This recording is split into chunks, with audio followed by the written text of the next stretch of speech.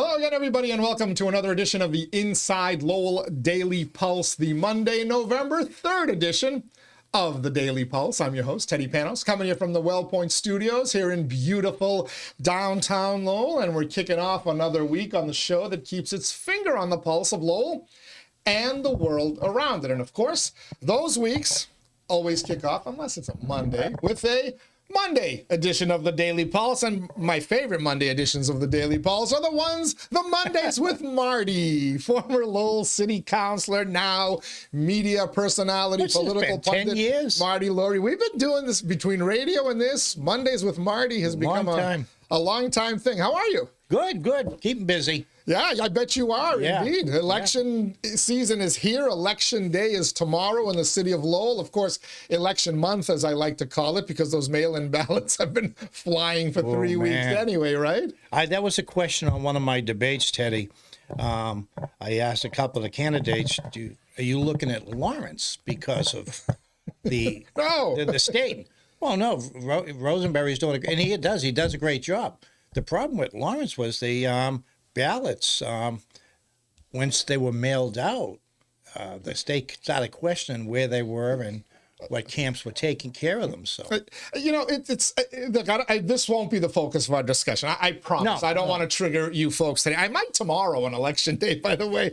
But there's election security matters, right? Remember when we all thought the Russians interfered in 2016? We were told they did. And, election security matters. And part of that security are the ballots and whose custody they are in. That's a big one. And, so when you go to the polls tomorrow, those of you who waited to vote on election day, the vast majority of you, you will see a police officer at each of those polls. And at the end of the night, that police officer will take the ballot box, the official ballots and government property, and the police officer will deliver them to City Hall. Not me, not you, not any political activist, not any citizen who was, hey, I'm going downtown anyway. You mind if I take these, 800 ballots with me? No. But for a month before the election, they let these things fly back and forth in the mail. And as you said, whose hands are going on them? As we saw in Lawrence, somebody's hands got on him who did some not so good things. Hence, she's now going to prison and she's out of her Lawrence City Council seat. I don't know if it was in Massachusetts. They just went to a homeless camp and found about 150. Yes. And the people were there. So yeah. So and the other thing is, the postal carriers, I don't want the mailmen having their hands on these things. And I'll tell you why, because the postal union is political. And the postal union gets involved, makes endorsements, makes political statements. Why do I want an activist group, an activist union, to have the control of the ballots? When I did legislative work for the letter carriers union, we supported mail-in ballots because it was job security for us. It was money coming in for the post office. That many more pieces nationwide. And so we were behind it. But as far as mailmen taking it, every once in a while you might read a suspicion. But are you going to go to jail for like 20 years? No, I'm not worried about the mailmen. It's crazy. But again, custody, chain of custody. Once we put it in the mailbox. That needs to be known. And it should be an important thing. And we just stopped taking that seriously. And now we're starting to see, anecdotes, right? And YouTube censors will put a message out about this. When you start, how many anecdotes are too many anecdotes before you say, hey, we gotta take a look at this? You really do. Years ago, I was delivering in Belvedere, and a friend of mine who was a police officer pulled up, and he says, do you have a lot of checks today? And I says, no, it's not a check day. Why? He said, we're getting calls. After you leave the street, a car pulls up and takes the mail out of the mailboxes. So I said, really? So I went on my merry way, and a couple of days later, he said, the postal inspectors call you in? And I said, no. He said, we pulled a car over, and the back seat was full of mail. It was for identity fraud and theft. The checks. And I said, you're serious? I said, but no, they won't. I said, the inspection service is more likely to watch me to see if I'm involved than they are to say, and I'm sure they did, and there was no. But yeah, so once you deliver the ballots, and that happened, I believed, in Lawrence, that people with the doorbells, hey, who's taking the mail in the apartments, So All right. Election day tomorrow. We're going to do some election preview. We'll get some predictions. Marty Laurie, of course, his predictions in January tend to come true. So let's see if his election You're going to play that one? You're playing that back today? We just might. We'll get right to the discussion with Marty Laurie. Monday with Marty here on the Daily Pulse. First, let me thank my Daily Pulse sponsors, Ray Booten, licensed realtor in Mass and New Hampshire, certified appraiser in both states as well. So if you're looking to buy or sell a home, a business, or a commercial property, or if you would like that property appraised, the one call you need to make is to Ray Booten. And you can find him easily enough online, realestaterayBooten.com. That's realestaterayBooten.com. Thanks as well to our friends at WellPoint for hosting us here in the WellPoint studios. It's the only health plan offering healthcare benefits exclusively to Massachusetts GIC members. See, even Mass Health or Obamacare can't do that. At WellPoint, your whole health is their whole point. So thank you to Ray. Thank you to WellPoint. We'll thank some other sponsors in a little bit, but let's get to it, Marty. This has been a long, busy, active election season. Yeah, it was. Before we get into the races, turnout. What have we seen? I did an article on Friday giving the early voting and mail-in voting numbers and kind of doing my prediction for what that means. What do you think we're going to see for a turnout in Lowell? We're going to see an increase over 2023 because every 4 years. If we go down from 2023, we should just scrap elections, period. In Lowell. I think 2011, it was under 10,000 voters. 2012, it bounced up. It was about the city manager. 2 years later, it went down. 2017, it's about the city manager. It's about changing the seat. Same with 2019, 2020. And I saw your column throw out 2017 because there was only 14,000. But you and I debated that. They needed over 17,000 to win. Yeah, they were barely just under, like 13,992. Right. What's interesting is the city website does not have official results. They have some unofficial results. Right. But you have to do some math. Go to Dick Powell. He's got the best political. He does in other years, but not in that year. It's really hard to find official numbers for 2017. Right. And I certainly didn't want to bother Will Rosenberry. Dick is great. Yeah, Dick over the is weekend. Great. And Richard Howe's great. But so I expect. And we talked about this last January, that at least two districts would see a fierce fight, and we're seeing those two now. Belvedere, you're going to see a big push for the vote, and not only just because of the combatants, but now you've got the state Senate race. And I'm sure Vanna Howard is watching that. Her people are watching that closely for the turnout. It's a dry run for her Senate run. So you pointed that out in a comment. That on the story that I put. Again, it's on InsideLowell.com, and if you go to our Facebook page, you'll see the link to the story and the comments. But you pointed out a dry run for the state Senate race. Right. How so? Explain that for folks out there who may not know what you mean. What they'll look at is Belinda Jalan and Dan Finn. Vanna. They share a lot of the same supporters and a lot of vote, and they'll look to see who got out. They'll look at what the final analysis, how many voters came out, and but they want that for a dry run. And this is what the Democrats do very well. And to see what kind of vote they can get out in January, mail-in ballots and things like that, where they can target a heavier voter turnout. So that's a dry run for them. The other thing I think you're going to see is a push. If you remember 2021, we talked. Casey and you were on the radio, and I was in, and they were talking about the next mayor, 𝐃𝐚𝐢𝐥𝐲. And I said, everyone's overlooking the first mayor, the winner would be the first Cambodian mayor nationally. But it's also a year where all the constitutional offices in Massachusetts are up. This year's the same. And the Democrats understand that whoever is the mayor gets to endorse the governor. They don't care about city councilors. 𝐃𝐚𝐢𝐥𝐲, his stock went right through the roof with those endorsements. So I think you're going to see a push to get Vesna to top the ticket as an argument. So you'll see that from the left.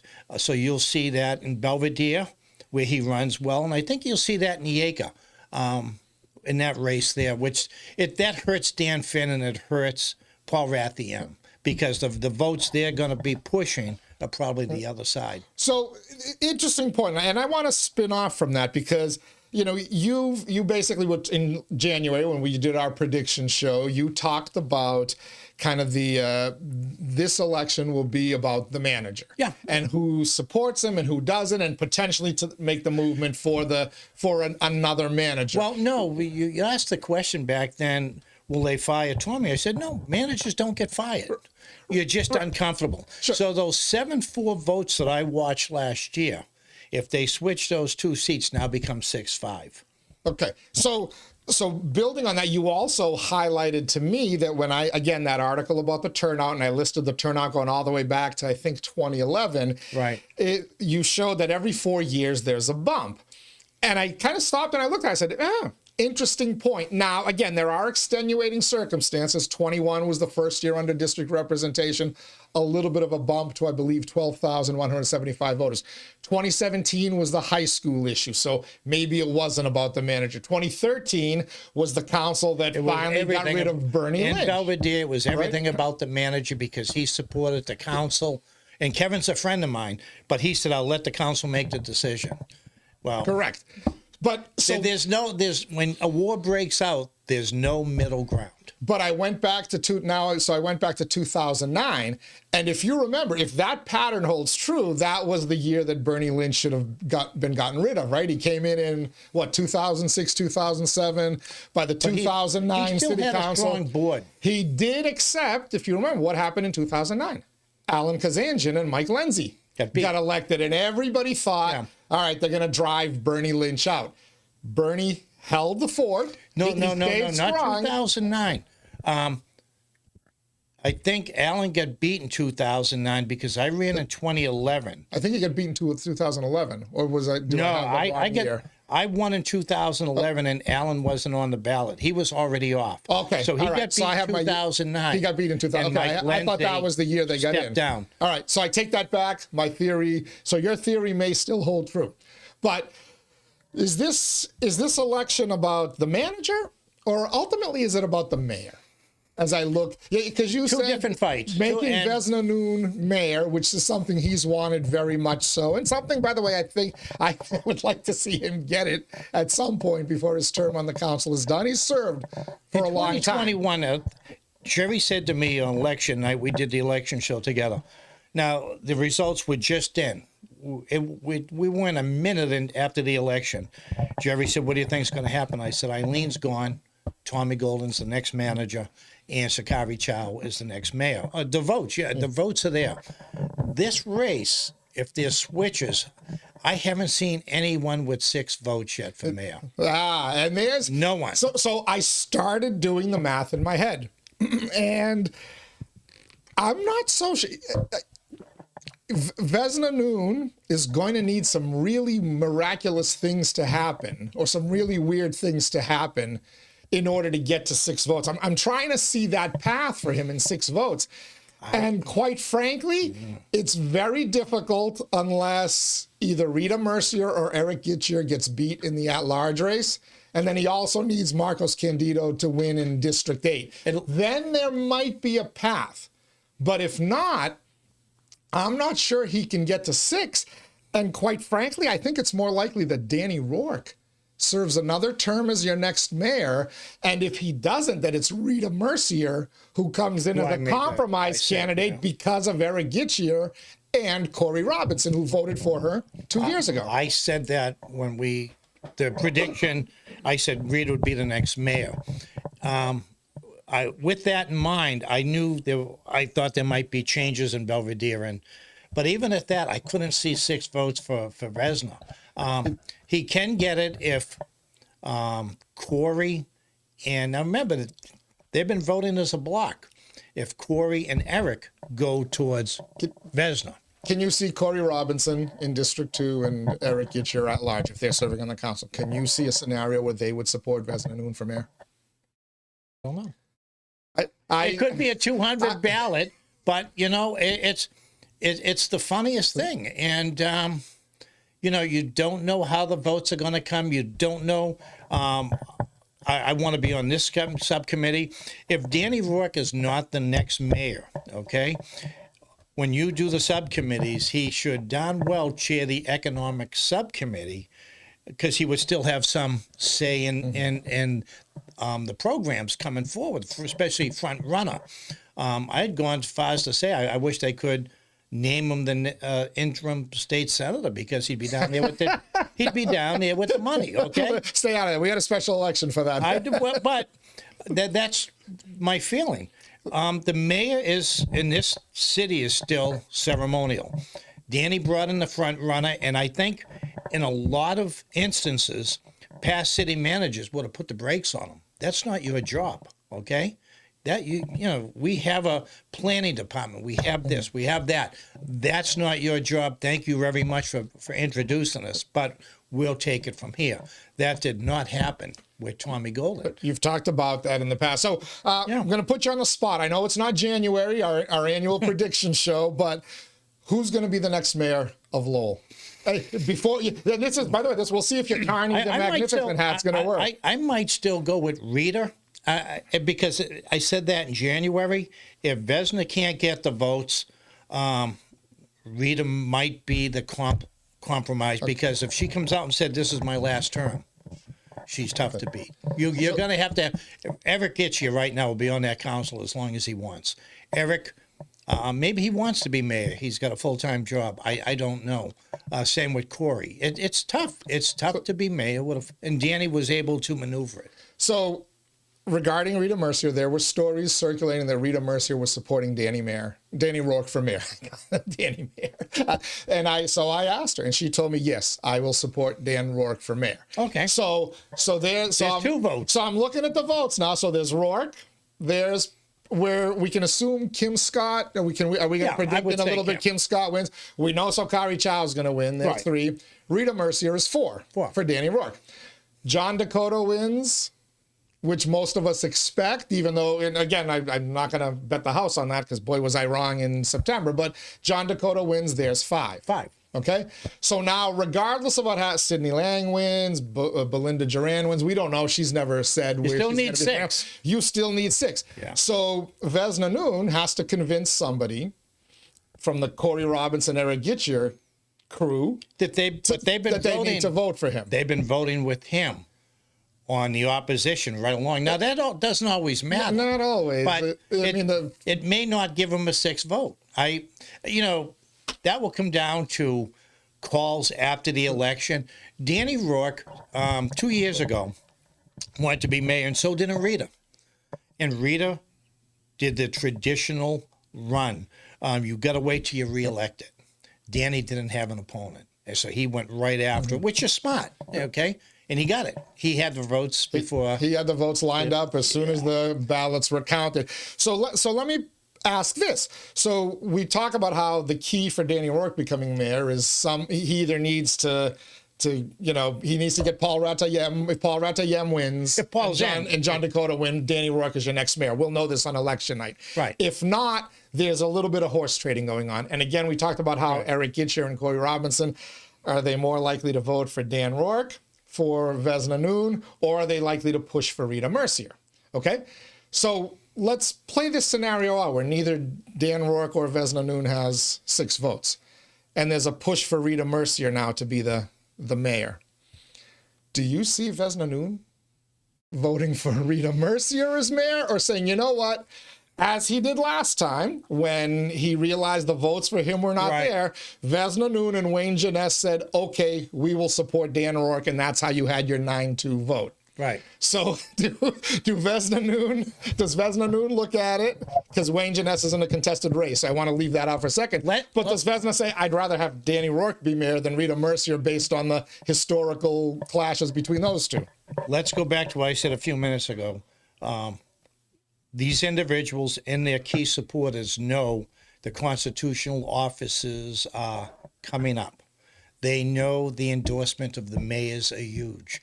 A city like Lowell in the state with the Democrats, you can skyrocket your popularity, 𝐃𝐚𝐢𝐥𝐲, okay?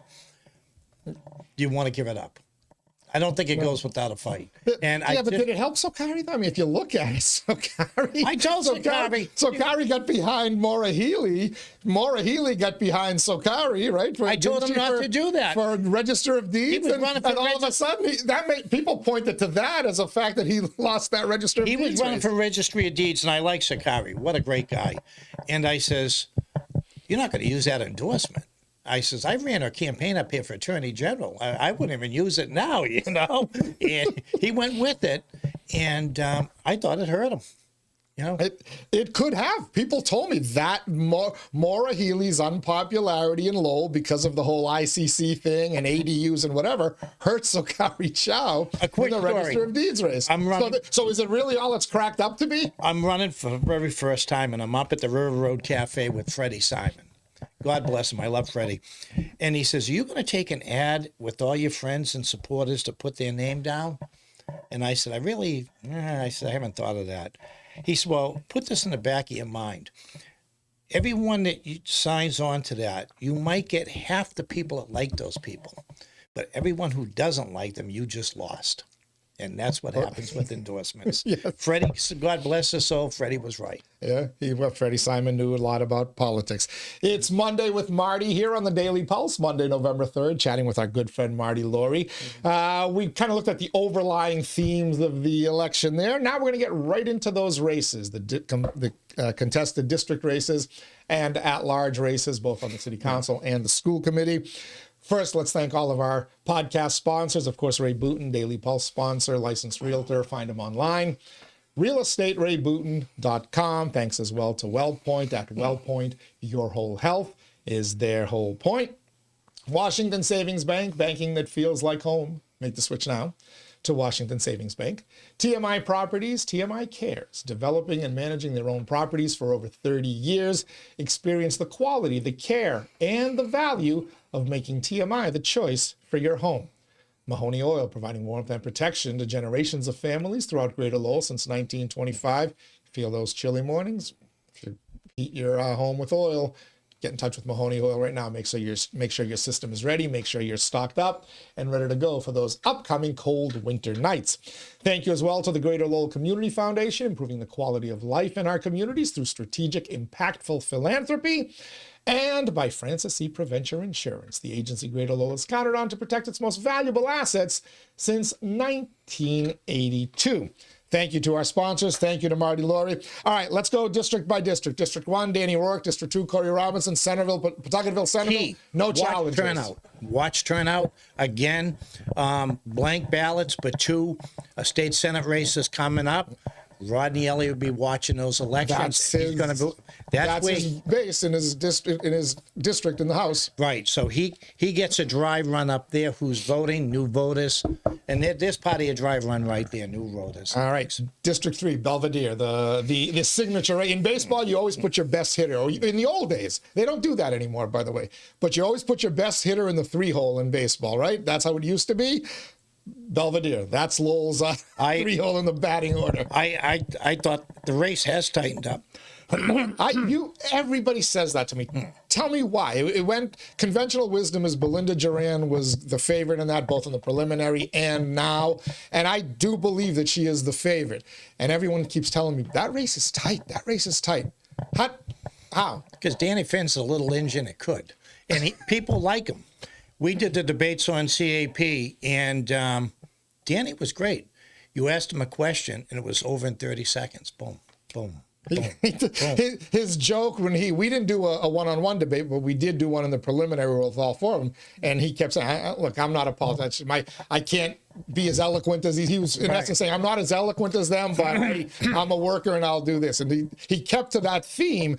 Does that work? Does that working man kind of mentality work in the caviar district of Lowell? It does. And but he was outside Market Basket yesterday holding signs. And I think the difference is going to be what I talked about earlier. This is a dry run for the state rep seat. And I think a lot of Judan and Vanna supporters are intermingled. They see that, and you don't get many threesomes. If they win that council seat, and she wins the Senate, then they get a shot to win the state Senate, state rep race. You don't get many 3-4s in this life. So I think that's the difference in this race is Judon supporters getting out with some of the Vanna supporters. They know how to run elections. Vanna's people know how to run elections. Let's face it. There's the difference. If Finn wins, what does that say something about what we can expect on February 3rd, Rodney Elliott versus Vanna Howard for a state Senate seat?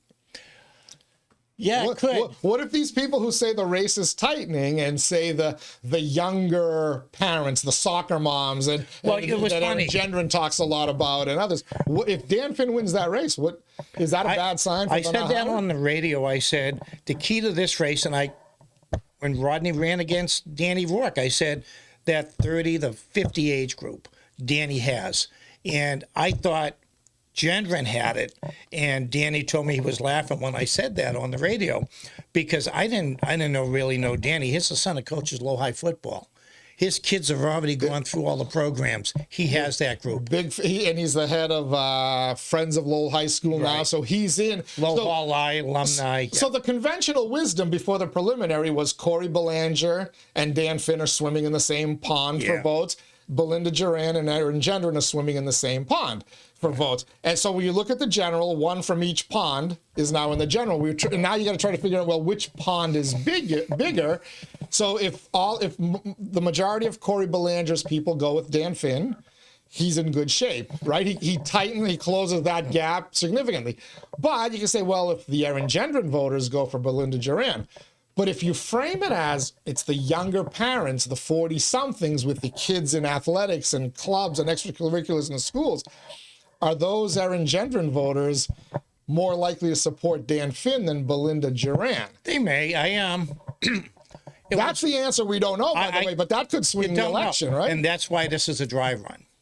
I thought Gendron would, when she announced she would be doing great, but a lot of houses where I expect to see Gendron signs had Judon signs. Okay, there was a switch, and when I talked to her after the election, I said, "You got Harry. Remember Harry Cordic? Yep, yeah, Harry Cordic. He got promised all kinds of support, and once it got going, and people realized they backed away from him, and I think there could be some bitter taste in some of it, but this dry run, getting out the vote for Judon is going to be, I think it's going to tip the, one of the things we talked about, I said, if there's an early voting and ballot, how many people from Belvedere have early voted already?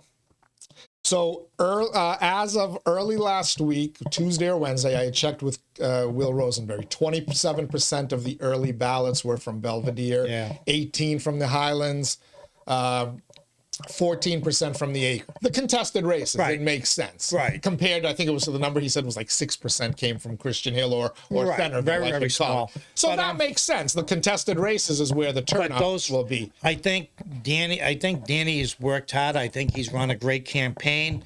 If it wasn't for the state Senate seat, I think that's the key factor here. Getting out that vote, the dry run, Vanna's people jumping in who support Judon. How do we get the vote out? That's going to be the difference in this election. All right. But you think you see a close race in District 3? But I think Judon pulls it out because of that reason. All right. Let's bring it to downtown, District 4, South Lowell. And also what we're now calling Belayville, by the way. Asa Stutz he says if you get to call Sweet Village and the Flats, he's calling the other side of the Merrimack River, Centerville, Pawtucketville, he's calling that Belayville. He said it to me. So, after Paul I love Belay. him. I love him. So I have talked to people. The conventional wisdom was Wayne Jeunesse is going to win that race. He won it in 21, very tight race with Ryan Rourke, who got a lot of support across the river. In 21, Amalda Gregory was the challenger, completely disappeared the last 2 months of that campaign. Wayne Jeunesse coasted. Very few people from across the river voted there. So downtown controlled that race. People keep telling me, I was expecting kind of a preview. People keep telling me Sean McDonough, the challenger, is working hard across the river. Yeah. And he's working hard in South Lowell's back central because I was told he speaks fluent Portuguese. He does, yeah. And he's knocking doors there. So interesting enough, today I took I took a couple of suits up to Michelle's Dry Cleaners in Belvedere, and I came down the back roads to get back downtown, and there on Whipple Street and Rogers Street, that intersection, 3 𝐌𝐸𝐺𝐸 sign holders there, downtown people, holding signs there. So I think they also understand suddenly that the other side of the river, Belayville, as we'll call it, and the little South Lowell back central sliver that is, in the downtown district are now very much key battlegrounds in this election. They are. And, and I said to Sean, I noticed you didn't have a sign up over at Top Donut.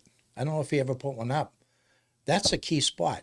Tons of traffic. Tons of traffic. And he loves having the people out putting up. I always had my sign right on the first pole. He would get in touch with me. It's going to be close. The problem with trying to get the vote out in back central, I grew up there, used to vote at St. Anthony's Hall. Yeah. So people I grew up with, we'd walk up the street and vote. Now you got to go up to the right. For a long time, it was the VFW on Plain Street. It's a little closer up to the Rogers School. The Pine Arts, is that the one that they vote at? Okay. So it's still, and they have these debates all the time about where we should be voting. Come November, it's dark. You're not going to. It's dark now. Yep. You're not going to walk up at 5 o'clock at night to vote at the Rogers School. Mm-hmm. That's one of the things I think is hurt. I think, again, we talked about the drive run. Vanna and I think �Wayne share a lot of the same voters. Vanna Howard actually lives downtown. And she's going to get that vote out for Wayne and Vesna. Remember what I said? Vesna wants to top this ticket. So there's a lot going on in the background to vote for Wayne and Vesna to top that ticket. I don't know if he can beat Eric. Eric is just on a roll. So you believe �Wayne survives? It's very tough to because of the condos downtown and the apartments. Yeah, it's very tough. All right. District 5, Kim Scott, Sherry O'Connor Barbosa. The conventional wisdom is that one's not even close. It's, I've always called Kim the quintessential neighborhood representation. And she has the neighborhood groups and everything else. She answers everything. She works hard. She really works hard. I don't care who ran against her. I was surprised she has an opponent. So I do want to take a moment here to address something because Jerry Nutter wrote his Sunday Notes column and he did his predictions and talked about certain races. And he too predicted Kim Scott in a blowout. Never mentioned Sherry Barbosa by name that I'm aware of. Right. Sherry left a comment out there. You didn't mention my name. You only mentioned the name of the people who advertise here at InsideLowell and who are paying for this blog, blah, blah, blah, blah. And then she went out and did her campaign ad, which is out there again. Jerry Nutter's Sunday Notes column. Go read the column. What I want to address, and I did address it with a comment there, is that Sherry Barbosa is completely wrong. I don't control what Jerry Nutter says. Anybody who knows Jerry Nutter knows nobody. I'm not even sure Jerry Nutter controls what Jerry Nutter says. Jerry Nutter writes what he feels and feels what he writes. He means it. That's Jerry, okay? I don't control it. Jerry does not financially benefit from InsideLowell in any way, shape, or form. He writes his column, and he hosts our election night coverage tomorrow night, as a matter of fact, and other podcasts because he loves what he does, this political sphere. Jerry's back bartending. He used to bartend. Is he back bartending? He was a bartender at that bar, the tavern at the bridge. And before that, I'm trying to think what it was called before that. But yeah, Jerry writes like he's still a bartender. I mean, bartenders, and Jerry is much the same. He just. So I wanted to clarify that I don't tell Jerry what to write. And by the way, he mentioned a ton of candidates who have not advertised on InsideLowell. Should he have mentioned you by name, Sherry? Maybe. He can predict whatever he wants, and he predicted the blowout. The other thing I want people to know is, Sherry, I reached out to you multiple times. I have those phone messages that I sent to you. You responded to me when you were fighting to get on the ballot. I was on vacation, but we were trading texts back and forth. But when I reached out to you and said, we're holding debates, I'm inviting you and Kim Scott to have a debate as well, just as every other district candidate did at some point in August or just in the last week or two. You never responded. Not only did you say no, which I understand, you politely declined, it doesn't work with the schedule, whatever. You never even bothered to respond.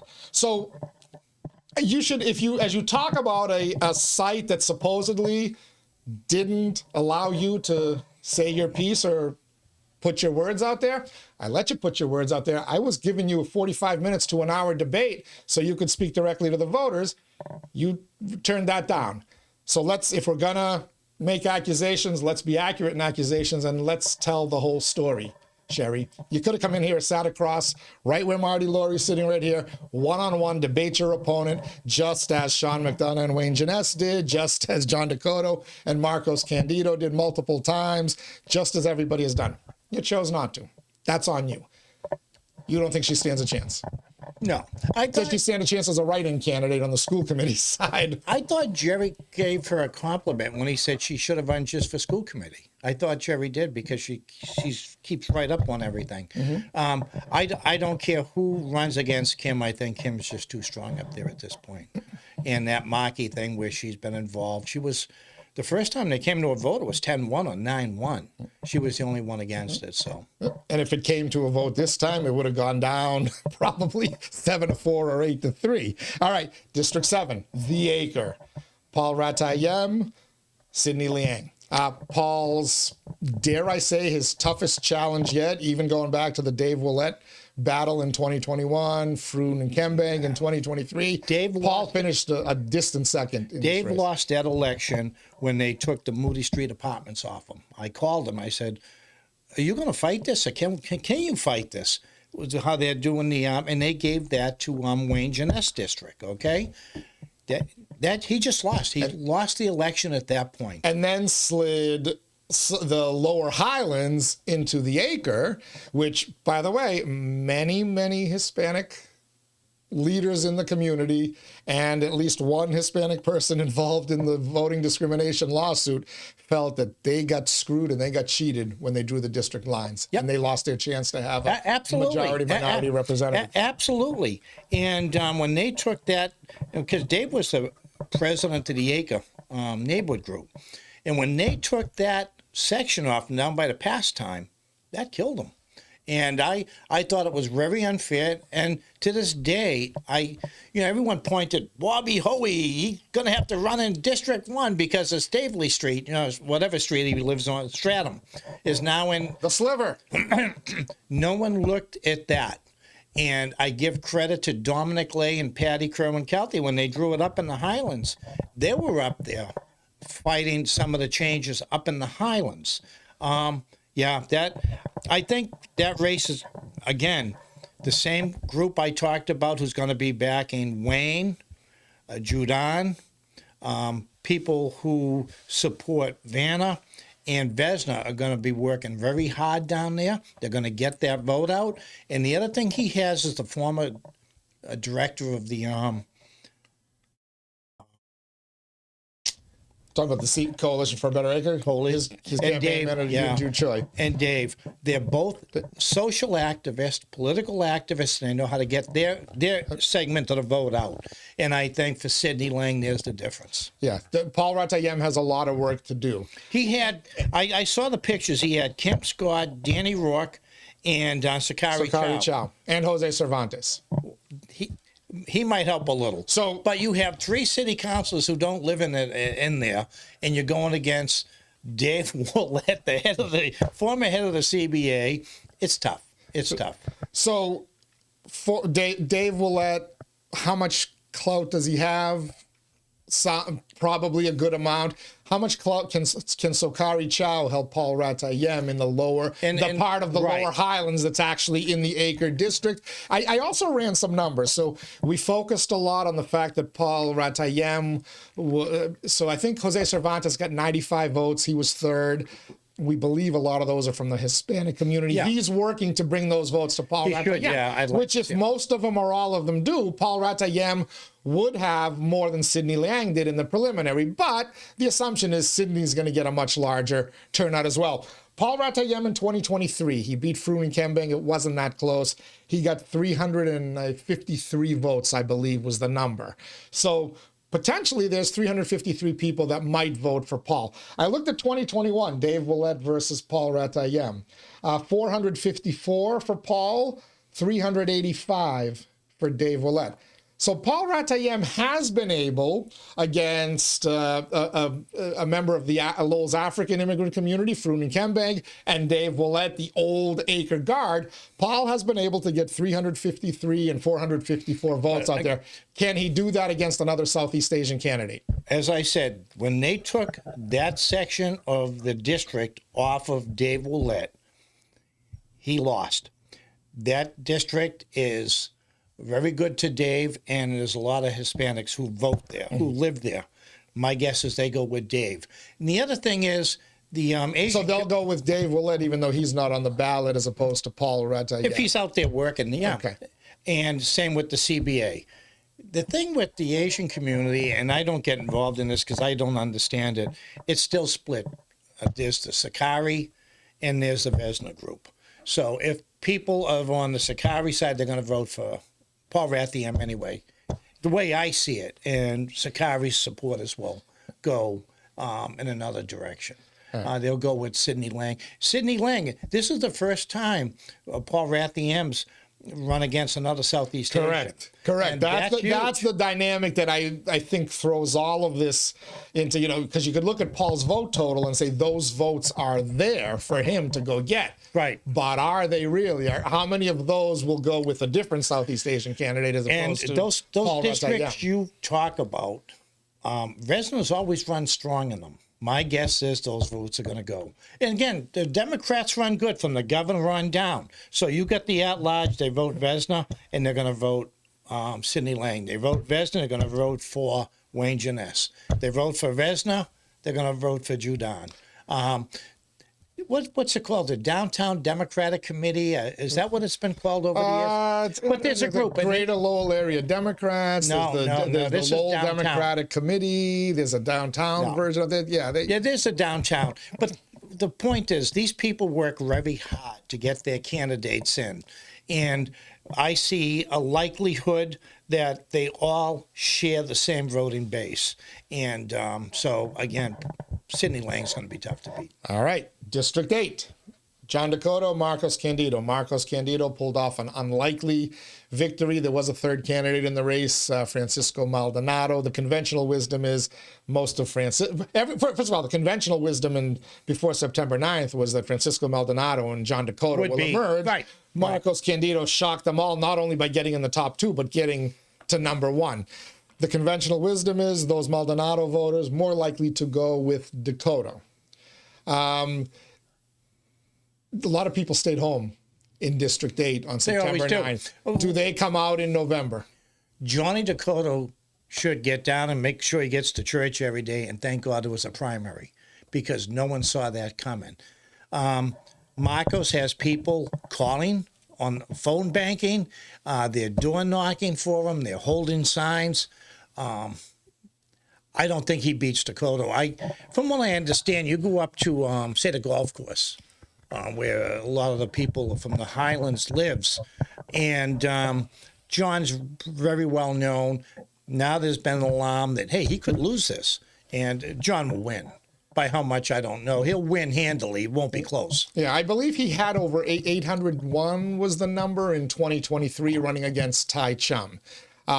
He only had 250 some odd votes in the preliminary. So there's a lot of potential votes there for him. Does he need to get to 800 to beat Marco Candido as he did against Tai Chum, or what does he need to get to 600? What should he be targeting when he's looking at turnout? I didn't even look at the turnout. Again, we talked about the drive runs between Rodney and Vanna. Rodney on one side of the river. The Highlands is the key, because the Highlands is the place where these two camps will look. Can we get the votes there? Mm-hmm. So they're going to be looking for a higher turnout. It's going to be a huge turnout for Eric and for Vesna. And I think that helps John. Everyone, Belvedere's got 5 city councilors. Right now, they have 4. they have Eric, Vesna, Sakari, and Paul Rathiem has a section of that. Yeah, so they got 4 city councilors. And I don't hear anyone crying for the Highlands. Well, the Upper Highland, at one point, before Belvedere kind of became the dominant turnout community, had the 5. It was the Upper Highlands that was that community. The Daily School was ground zero for elections instead of the Riley School. And there's still a decent amount. I looked at the Eric 𝐿𝐥𝐲 𝐏𝐻𝐚 race in 2021. There were over 1,800, almost 1,900 votes in that district. When we were debating the high school, everyone, Belvedere, and I pointed out just about every time you and I debated, the Highlands always, first of all, Rita lived there, Bud, and Dick Howe. They had 3 councilors right off the bat. Then you could go back to the late Gus Kuchu. You could go back to Jerry Durkin, Bob McGuire. There was always someone from the Highlands where they'd have 4 or 5. I think Belvedere just had Sam Pollitt. I mean, really, I don't know it. But populations shift, and you're starting to see Pawtucketville become a little bit more of a player, and that's Rodney Elliott's base in the state senate run. So it's going to be interesting going forward. The reason why they became such a power, well, first of all the developments, but was Deb Forgione. Deb Forgione, I'll tell you, she was out there working to get voter registrations. And how can we increase the vote? Well, why don't you have coffee with Deb Forgione? Deb is the one who made the Pawtucketville a powerhouse. And she did it on her own with the neighborhood group. Yeah. All right. At large, city council. You've mentioned Eric 𝐿𝐥𝐲, you've mentioned Rita Mercier, you've mentioned Vesna Noon. You haven't mentioned Sixto DeJesus, new candidate in the race, challenger. Pretty likable guy who's got a lot of connections out there. You worked with him, right? Yeah. The former Enterprise Bank, now Rockland. Yeah. He was one of the survivors of the Rockland Purge. And then there's another candidate, Emil Kaufman. Also, there's a candidate, Ozo, however you pronounce it, mounting a write-in campaign. I'm pretty sure we can discount him. I hate to discount Emil, but I think Emil's not a legit candidate. Does Sixto DeJesus have a chance to crack the big 3? No, they've all come in top. And I said to Sixto at the time, you're running against 3 people who've topped the ticket. Okay, Rita may be a little bit slipping because I used to kid with her every cold and flu season. She lose votes. Okay, Rita's always been with the seniors, and he lives in Kim's district. And from what I hear, and I never asked him, but people were telling me, well, he'd like to run for the city council, but he hasn't lived in a district a year. And I said to him one day, fight it, go to court. Oh, all right. No, go to court. You can't make an agreement between litigants and city councilors that if I move into Lowell or move another part of town, that I can't run for office for 1 year. Totally illegal.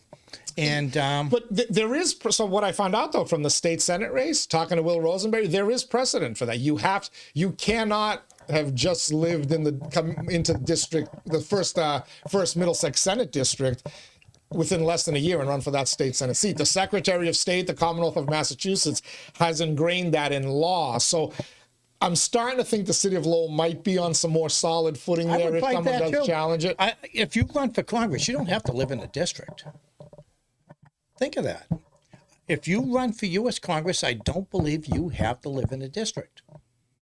Most of these people, Marty, no one knows him on the street. He puts a street down in Malden, and every year they go down and interview his neighbors. They've never seen the guy. It's a paper address.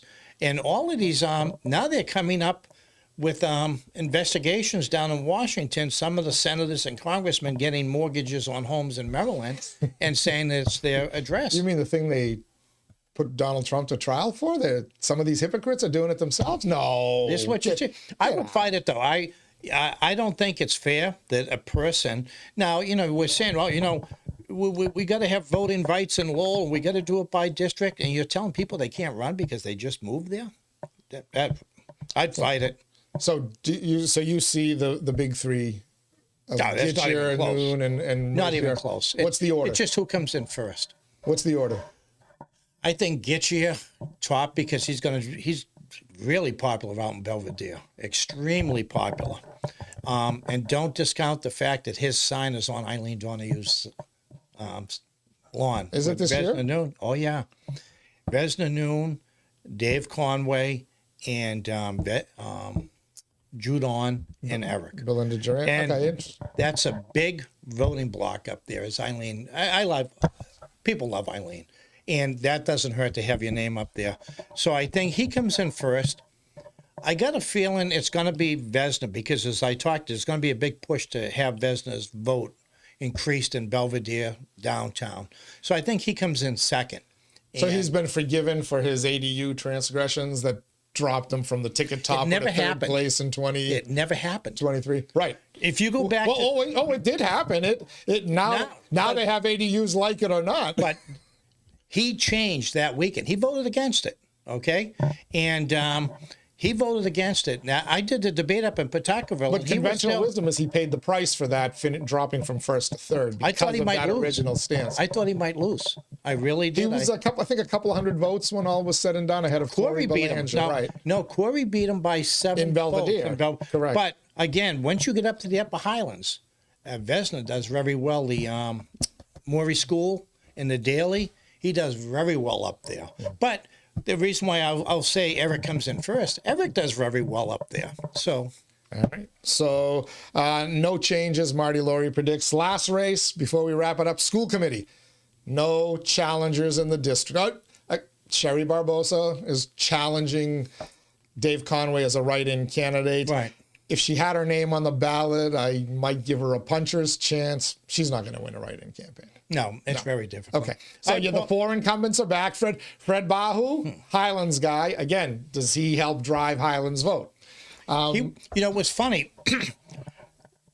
I was up at a fundraiser for Eric 𝐃𝐚𝐢𝐥𝐲 a few years ago when they went to this district. And I was talking to Mike Dillon and Freddie Bahu. So I said, who's going to run for school committee? What are you talking about? I said, you got John Dakota and Eric 𝐃𝐚𝐢𝐥𝐲 on the ballot up here. The turnout is going to be so big, they can't win over in Pawtuckaville. And a couple of weeks later, Freddie called. He says, I'm going to do it. I'm going to run. And it was closer than, because they had a good candidate. Stacey Thompson and Fred Bahu was a very close race. Very close race, but the turnout, as you talked earlier in Highlands, is so big that Freddie would carry that. All right. And then so we do have a competitive at-large race. 4 candidates: Connie Martin, the incumbent; Jackie Doherty, the other incumbent, not seeking re-election; Danielle McFadden in there; Bob Hoey in there; Zozaniku in there. Which two emerge there? I have Bob Hoey sign on my lawn. I grew up with Bobby. I love the guy. Oh, You have a Hoey sign on your lawn? I love him. The Hoeys and the Lauries are very close. They have been. His father, his uncles, very close. Daniel McFadden and I think Connie Martin, the incumbent, or Bob Hoey? Connie Martin. No chance for Zozaniku. All right. think So this is where turnout again. If you look at that race, and by the way, I agree with you. I think Danielle McFadden's family group, I think she grew up in the Highlands. She's got a big base there. She's got a big family. Yeah. So I think that's going to drive Highlands turnout as well. She's had her election night gathering is at Mount Pleasant with John Dakota. Interestingly enough, does Danielle's presence now on the ballot help John Dakota? Connie's base, Belvedere, right? What are your two highest turnout precincts? Belvedere, competitive race; Highlands, competitive race. But she lives in Pawtuckaville. Ooh, Connie? No, Danielle now lives in Pawtuckaville, right? But she has a base in the Highlands there. That's where she grew up. A lot of her uncles, cousins, so on, very, very big family there. There's going to be a big turnout in the Highlands and in Belvedere. We know that they have competitive races. They also have strong candidates in the at-large races for school committee and if not in the council. Yes, Eric's in there, whatever. So I think it's very tough for Bob Hoey to stage a political comeback. He also had his medical issues this past summer, which robbed him of a couple of weeks/months of being able to campaign. Zozaniku ran very strong against Rodney Elliott in Pawtuckaville and Centerville for that state rep seat. But in this election, Pawtuckaville and Centerville have uncontested city council and school committee races. So how can she drive turnout there? Can she make enough inroads in the districts that will have a high turnout to maybe pull off an upset and beat Connie, Danielle, or Bob Hoey? Bob Hoey might do a little better in Belvedere because in the Highlands, he's out every day holding a Eric Ghiggia sign. Eric Ghiggia, And Bob Finn. Hoey, Dan Finn. Meanwhile, he's on social media telling everybody to vote for Danielle and then give me one of your second votes. Right. So, Bobby, you got to love him. I grew up with him. And so, some people will vote for him just for that. Plus, he was doing city life. That doesn't, well, I shouldn't say that. Sometimes doing the radio. And Doing you can city make life more cost in the renovations. school committee. Yeah, But no, I think Connie Martin holds on, and I think Danielle wins. Danielle tops the ticket. I think Connie Martin comes in second. I agree with you. I think Danielle tops, and I'm not going to say this, she's my friend, so I'm going to put that aside, but I think she tops the ticket in the entire city. I think she gets more votes in the city than any of the city I council don't think Eric, candidates as she well. doesn't beat Eric. You think Eric will get more votes than... She'll do well in Centerville. She's close to Tommy and that crew. A couple of years ago when they were running again for the districts, second time, they had the girl from downtown who was the school committee member. Hillary Clark, and Jerry and I doing a show, and I predicted she would lose to the current school committee Eileen member. Delver, you surprised me when you said that, and boy, were you right on election night. They said, how can you say that? I said, well, the turnout in Centerville is going to be so big for Corey Robinson, and that was a tight race with Robert. Bob Gignac. Yeah. It didn't turn out to be a tight race, but it's going to drive. It was a high turnout race. Over the top, and that's what the Democrats do. They'll look at areas where they can pick up votes just on down ballots, and that's why I picked her the down ballot races. You keep mentioning Democrats. These are nonpartisan races, Marty. We're told. They're making a big thing If you believe that, I can sell you the Road Bridge. They're making this big deal out of Marcos Candido being a socialist. If you look at the Democratic Party, under 35, they're probably all Democrat socialists. Let's face it, 2016, Bernie Sanders, until the Democratic seniors stopped him, he was winning the presidential election. He was the top voter for the Democrats. In 2020, he was the top voter for the Democrats until they put Biden in there. Okay? The guy was a socialist. Now he's touring the country with AOC. And they got huge crowds. They play to the young people who are socialists, a Democratic, But how many under 25 voters are going to vote in a Lowell City Council election in District 8? Danny Finn better in 8? No. He's getting a lot of support. As I said, you got the golf course out there. You have a lot of people that I know who live in the Highlands who are voting for John. They're the standard Democrat John. I don't think it's going to be close. And Marty, we've talked about this. While, yes, Massachusetts is heavily Democratic, Maura Healey's in trouble.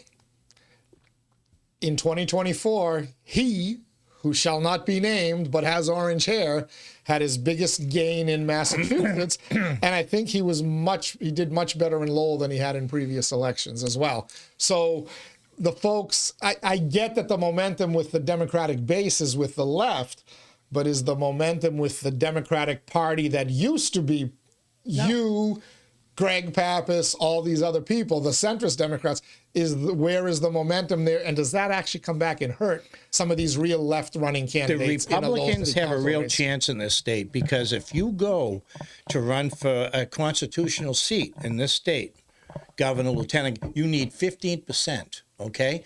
Now, I can tell you right now, Maura Healey's got all her people out there looking for delegates. They're going to be at every delegate hall, and they're going to try to get the progressives to win those delegates. So for 15%, Diane DeZoglio would beat her in the general election, but can she get through the convention? I doubt it. This guy who just started running as a Republican, the rich guy, he's interesting because he's not running away from Trump. And two things have happened. They had that gun bill that came out, and they got 90,000 signatures in 30 days. None of those people are going to vote for Maura Healey, okay? Now they just put the bill into effect. If you live in another state and one guy was already arrested, you live in New Hampshire and you're driving to work in Massachusetts and you haven't registered your gun, you're going to jail. The Sportsman Club, I bet Centerville lost 60, 70 members. And this is right along the border. If you hunt in Massachusetts and you don't put your gun at this point on the portal and you get pulled over or you're out hunting and you're stopped, you're going to jail. And that's going to be, I think that one's going to court. There's not supposed to be a gun registration. And but this is what they're doing in this state. And I can tell you right now, every Republican challenger said day one they're getting rid of that gun bill. So they're going to pick up. And then you have some of the other things going on in the state that Maura Healey, this thing with the migrants and the money. She's pointing her finger at Trump about the money for SNAP. Well, she's got huge reserves. She's not using it. She should be. I think she decided to use $4 million of it. Well, why don't they bring her to court to release it, you know? And Trump is sitting back laughing. These buffoons. And but if you get a strong, even a guy like Charlie Baker and his own party should embrace these moderates. They won't, but they should, because they're going to win the governor's seat every time out. They'll win the Senate seat. I firmly believe if they put a strong candidate against Markey, he's gone. And well, they do have the John Deaton who ran against Elizabeth Warren in 24. They need someone. They need someone. I've said it to my Republican friends.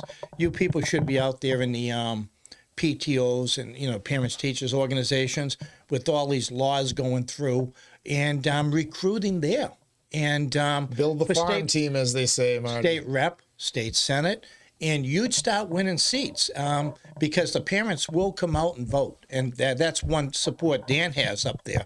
But I still think there's a movement in Lowell to get that base out for those candidates I mentioned, to get Vesna probably to top the ticket, though I don't think he will. And then the mayor's race is just going to be fascinating.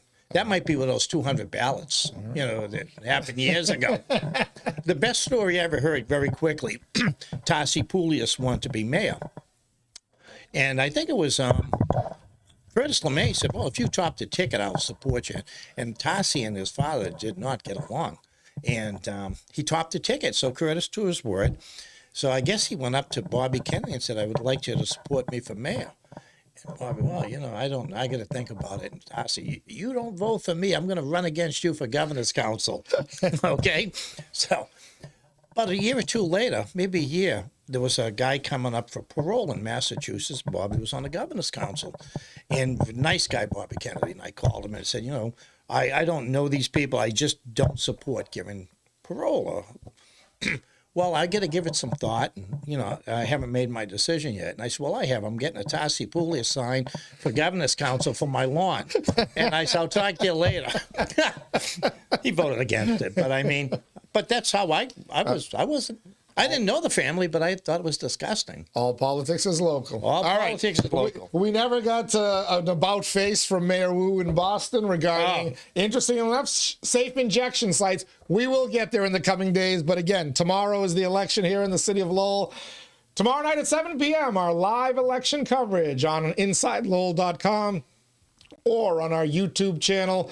I'll be here along with Ryan Gilday, Asa Stutz, and Erin Gendron from 7 until somewhere around 8 p.m., maybe a little bit before.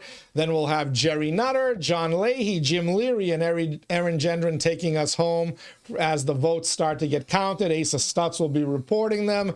Unfortunately, we're not going to have Greg Pappas. Greg was actually going to join you today, but a little bit under the weather. We wish Greg well, and we're giving him tomorrow night off, but he will be back. But again, remember, tomorrow night, 7 p.m., tune it to InsideLowell.com. The most experienced election team around will have all your coverage for you and all the results as they begin to be reported at the different precincts in the contested races, the 5 district races, and of course, 5 city council district races, I should say, and of course in the 2 at-large races, city council and school committee. Starts at 7 p.m. tomorrow night. Want to thank Marty Laurie one more time, Marty. Always fun. Monday with Marty. I love it. As long as I'm retired, I'm available. Sounds good. All right, don't go back to work. Just stay retired. You're wealthy, right? You're the 1%. You're not a working. You're not a working man. You're like Dakota.